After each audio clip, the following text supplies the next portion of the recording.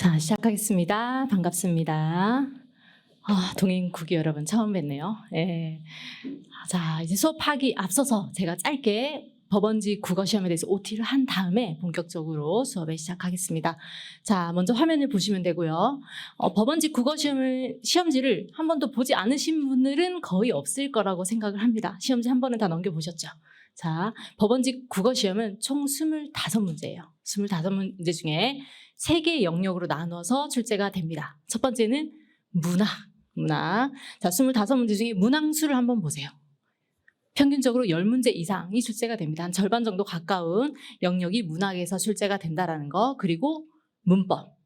문법은 평균적으로 한 5문제쯤 출제된다고 보시면 되는데 꼭 그렇지만도 않는 게 2022년 보면 10문제가 출제됐어요. 자, 문법에서 아주 날카로운 변별이 있었던 시험입니다. 그래서 올해는 4문제 이렇게 출제가 되고, 그 다음에는 비문학. 비문학도 이제 문학이랑 비슷하게 출제가 되는데 올해는 9문제가 출제가 됐어요. 자, 이렇게 총 3개의 영역으로 나눠서 지금부터 준비를 할 겁니다. 자, 그다음. 그러면 이 법원지 국어시험의 특징은 뭐냐? 이 법원지 국어시험은 다른 직렬과 국가직 시험과 별개로 출제가 됩니다. 자, 첫 번째 어떤 특징을 가지냐면 길어요. 지문의 길이가 깁니다. 자, 25문제인데 7페이지 혹은 8페이지, 작년에는 8페이지까지 출제가 됐고 올해는 7페이지가 출제가 됐어요. 타 직렬 국어시험지 여러분 보신 분들이 있다면 4페이지 정도, 20문제가 4페이지예요. 그래서 긴 독해력을 요구하지는 않습니다. 하지만 법원직 시험은 호흡이 긴 글들, 이번에 출제된 고전소설 같은 경우는 한 페이지가 다 소설 지문이었어요. 그렇게 출제가 됩니다. 현대소설도 그렇고 비문학 길이도 5개의 문단 정도가 출제가 된다고 보시면 돼요. 그래서 독해의 양이 길다라는 거. 자, 두 번째는 문학. 문학에서 문항수가 많이 나왔죠. 이 문학이라는 갈래 안에 다양한 영역 안에 다양한 갈래들이 출제된다라는 겁니다. 현대 문학만 나오면 참으로 고맙겠지만 그렇지가 않습니다. 변별을 담당하고 있는 고전 문학도 출제가 됩니다. 그래서 현대 문학 안에서도 시, 소설 또 계속 출제되지 않다가 거의 한 번도 출제되지 않다가 한 번도 아니 한 10년 정도 출제되지 않다가 나온 갈래가 또 희곡. 작년에는 연극의 대본인 희곡도 출제가 됐어요. 자, 그리고 고전 문학으로 가도 마찬가지입니다. 고전 시가. 자, 고전 시가가 몇 년간 계속 출제가 됐습니다. 고려 가요, 시조, 또 시조 이렇게 출제가 되다가 올해는 고전 시가가 없었어요. 고전 시가가 들어가고 고전 소설이 오랜만에 출제가 됐습니다. 그래서 이 다양한 크게 4가지 갈래로 봤을 때 어디서 출제되는지 모른다라는 거예요. 그런데 현대시, 현대소설은 꼭 출제가 됩니다. 매년 출제가 된다고 보시면 되고, 고전은 시가가 나올 때 소설 대신 고전 수필이 나올 때도 있고, 올해는 고전 소설만 나오고 고전 시가 우리 열심히 준비했다. 나오면 바로 맞출 거다라고 우리가 자신감 있게 준비하고 들어갔던 고전 시가가 또 안타깝게 나오지 않았어요. 자, 그런 변수가 좀 있다라는 겁니다. 자, 그리고 3번째는 문법. 지금 여러분들 성인이죠. 그죠? 갓 고등학교를 졸업하고 오신 분들도 면접반에 종종 계셨습니다. 제가 병아리다라고 얘기를 하는데, 그런 병아리 분들을 제외하고는 우리가 문법, 형태소 여러분 뭔지 아세요? 그래서 음절 끝소리 규칙 기억나십니까? 안 나시는 게 정상입니다. 그래서 문법이 가장 변별력이 높아요. 대부분 문법을 많이 틀려서 오십니다. 근데 그걸 방지하고자 이제 제가 수업을 할 건데, 문법 문제의 변별력이 높다라는 거예요. 그래서 아까 2022년도 10문제가 출제됐을 때는 정말 다른 과목 다 맞춰도 국어에서 문법을 제대로 준비하는 수험생들은 문법 점수가, 국어 점수가 엄청 낮았을 거예요. 근데 그에 반해 문법은 아주 매력적인 과목입니다. 문법은 시험을 대비하고 들어가면 시간을 엄청 줄일 수가 있어요. 그래서 그 2022년도에 문법 수업 저랑 잘 이렇게 따라오셨던 수험생들은 국어 문제 20분 만에 풀었어요 하는 분들도 계셨어요. 100점도 꽤나 많이 나왔습니다. 그러니까 제가 그만큼 문법은 확실하게 제가 적극적으로 도와드려야 되는 영역인 걸 너무나 잘 알고 있기 때문에 똑같은 개념을 적어도 5-6번 정도 귀에 딱지가 앉을 때까지 설명을 드릴 겁니다. 그러니까 걱정하지 않으셔도 됩니다. 자, 그래서 각각 어떻게 대비할 것이냐. 비문학, 문학은 독해죠, 여러분. 긴 글을 읽어낼 줄 아는 집중력과 또 문단별로 글을 좀 요약해서 읽어낼 줄 아는 어떤 독해 방법. 시 같은 경우는 시라는 언어의 특징, 그리고 소설은 인물과 사건을 다양하게 접해보는 어떤 훈련, 이런 것들이 필요합니다. 그래서 단기간에 느는 건 아니에요. 지금부터 꾸준하게 훈련을 할 겁니다. 그래서 제가 어쨌든 시 같은 경우에는 분석하는 틀을 오늘부터 수업을 해드릴 거고, 소설 같은 경우에는 주제별로 이런 다양한 갈등 상황을 여러분들한테 설명해 드릴 겁니다. 그래서 다양한 글과 작품으로 훈련. 그리고 나는 독해력이 너무 부족하다. 선생님 중한 것 같다. 그러면은 부교재를 푸시는 것도 추천드립니다. 이따 부교재 설명은 따로 드릴게요. 자, 이렇게 수업을 진행할 예정이고, 두 번째 문학 같은 경우에는 갈래별, 시, 소설, 또 고전으로 가면은 또 고려가요, 시조, 가사 이런 식으로 시대별로 갈래도 알아야 돼요. 그래서 갈래별, 시대별, 주제별 대표 작품을 학습할 겁니다. 어쨌든 법원직 시험도 공무원 시험이죠. 그래서 출제되는 작품들 보면 대부분 시대별 대표 작품들이 대부분 출제가 됩니다. 그래서 선생님 작품은 쉬웠어요 라고 하는 분들이 아마 그걸 알고 이제 제대로 대비를 하고 가시는 수험생들이겠죠. 그래서 철저하게 대표 작품들. 그래서 같은 시가 5년 지나고 또 한 번 더 출제가 되는 경우도 있어요. 그래서 윤동주의 시만 2년 연속 출제되는 해도 최근에 있었습니다. 그래서 대표 작가와 대표 작가의 대표 시들 위주로 철저하게 분석하고, 또 나머지 다양한 제가 자료, 또 모의고사에서 우리가 분석하지 않은 작품들도 많이 연습을 할 기회를 드릴 겁니다. 자, 세 번째, 문법 문제의 변별력이 높은데 어떻게 하나요? 철저하게 개념 위주로 혼자 공부하지 마십시오. 그 혼자 공부할 시간에 다른 법과목 복습을 하시기 바랍니다. 문법은 철저히 복습 위주로 제가 자료를 나눠 드릴 거니까 수업을 듣고 나서 꼭 문제를 풀어보시기 바랍니다. 이렇게 국어시험의 특징에 맞게끔 수업을 진행할 예정이고요. 자, 그 다음에 순환별 수업 계획을 말씀드리겠습니다.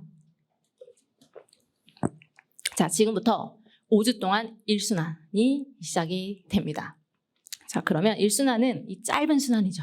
지금 이 짧은 5회차 동안 어떤 걸 수업하시나요? 자, 교재에 보면은, 목차에 보면은 필수 개념이라고 나와 있어요.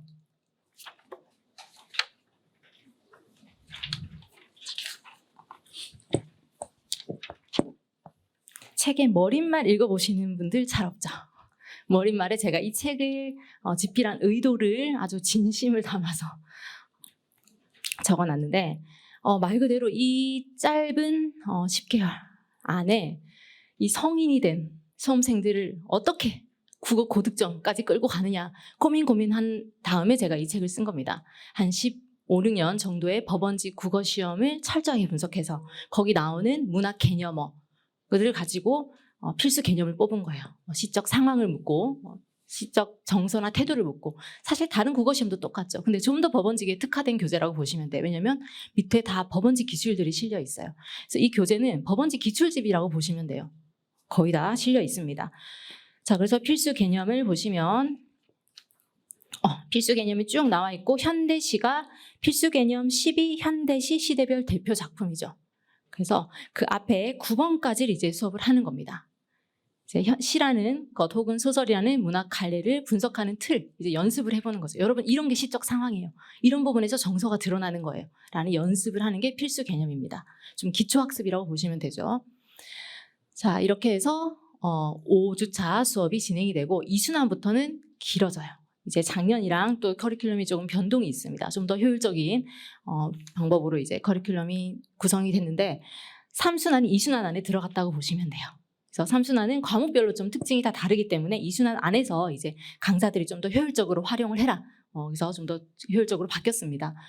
그래서 제가 작년까지만 해도 1순환에서 국어 문법 진도를 조금 나갔어요. 음운 변동까지 하고 여러분 단어부터 2순환에서 시작할게요 라고 했는데 좀 흐름이 끊기는 것 같아요. 그래서 2순환에서 아예 교재에서 있는 문법을 진도를 시작할 겁니다. 절대 늦지 않아요. 곧 2순환이에요. 여러분 금방 정신 차려보면 2순환이 될 겁니다. 1순환은 정신없이 이렇게 좀 지나가겠죠.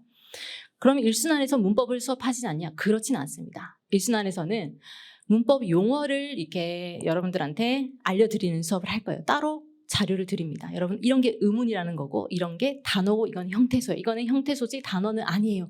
이런 용어들. 여러분들이 용어를 가장 많이 헷갈려하죠. 그래서 기초 용어들을 확실하게 알고 이제 수업에 들어갈 수 있도록 1순환에서도 문법을 합니다. 그래서 2순환에서는 이제 우리가 배웠던 필수 개념으로 본격적으로 작품을 분석해보는 수업이겠죠. 그래서 문학 같은 경우에 현대시, 현대소설, 고전시가, 고전소설, 문법은 이제 처음부터 끝까지 중세국어까지 진도를 쫙 뺍니다. 그 다음에 이제 비문학은 기출문제 가지고 읽기 훈련을 하겠죠. 그러고 이제 3순환, 작년에 3순환에 있었던 내용이 2순환에 들어옵니다.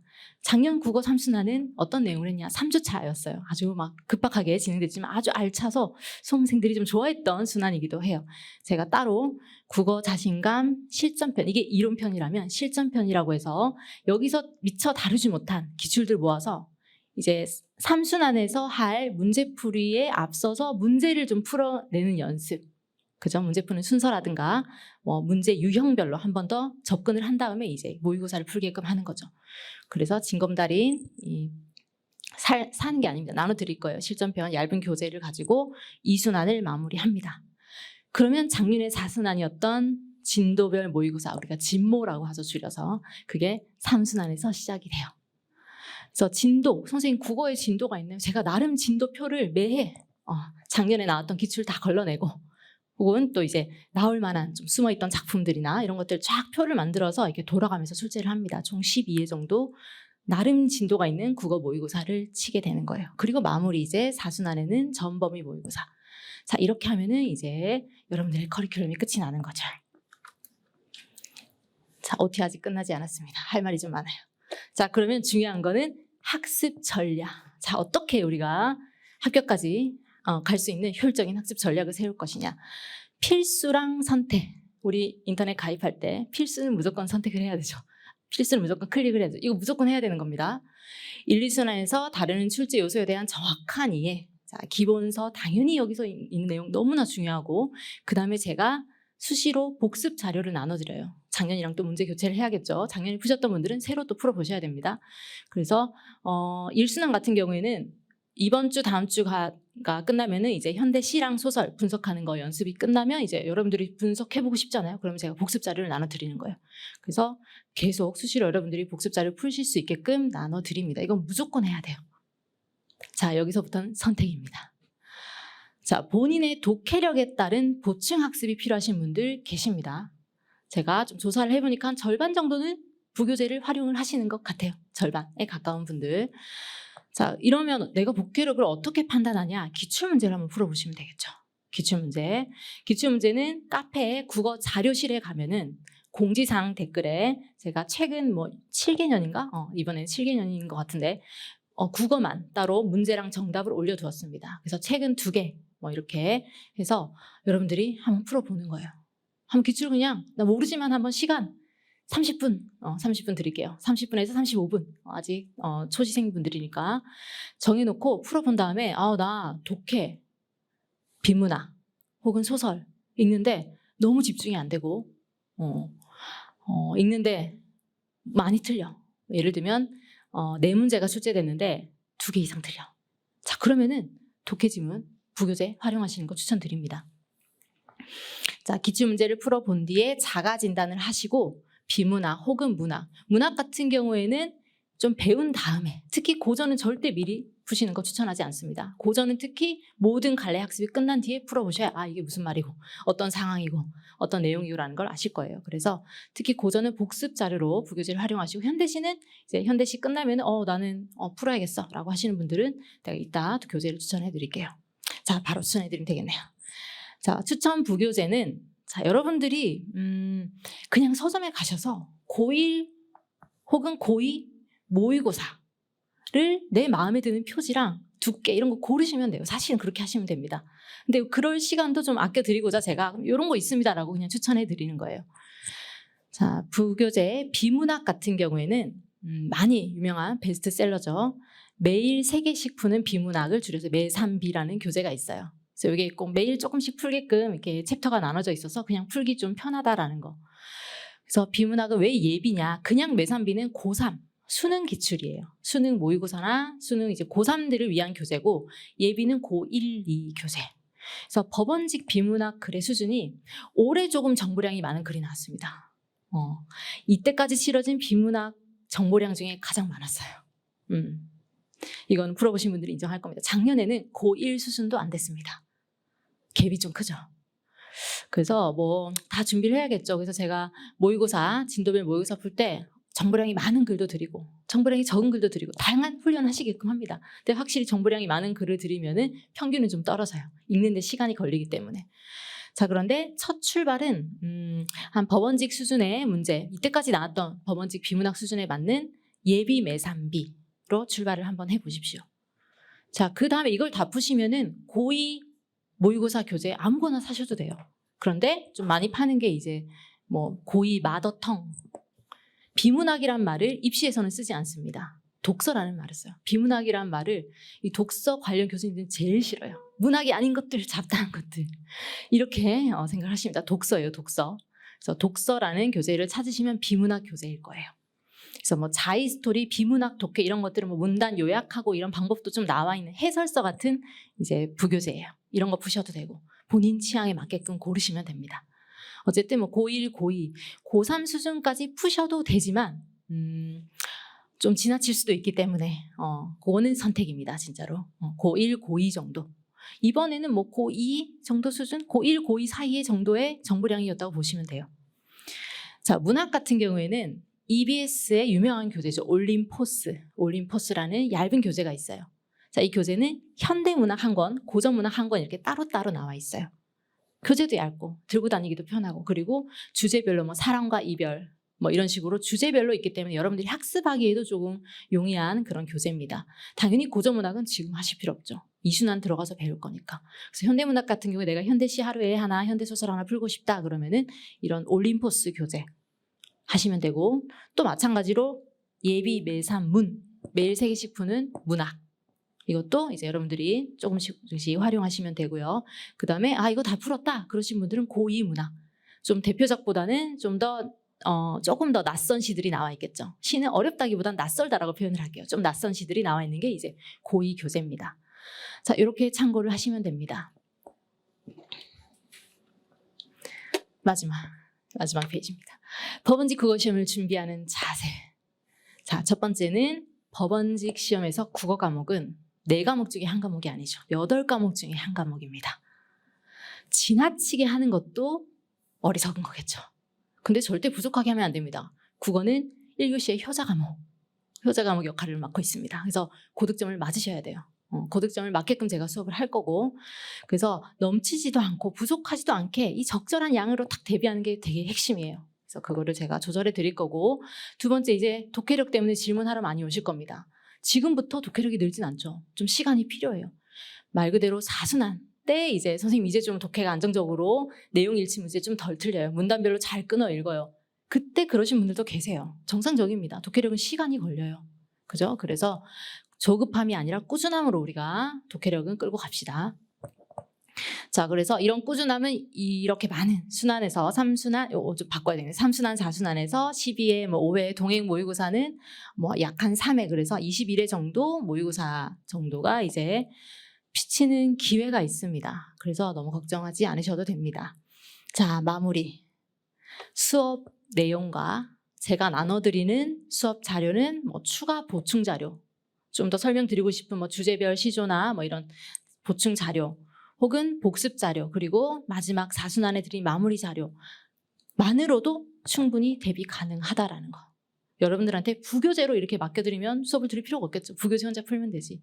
근데 시간을 줄이는 게 중요하기 때문에 이 수업을 듣고 여러분 여기까지 복습하세요. 이런 복습 내용만 하셔도 합격하는데 전혀 무리가 없다라는 거 자신 있게 말씀드리면서 OT는 끝내도록 하겠습니다.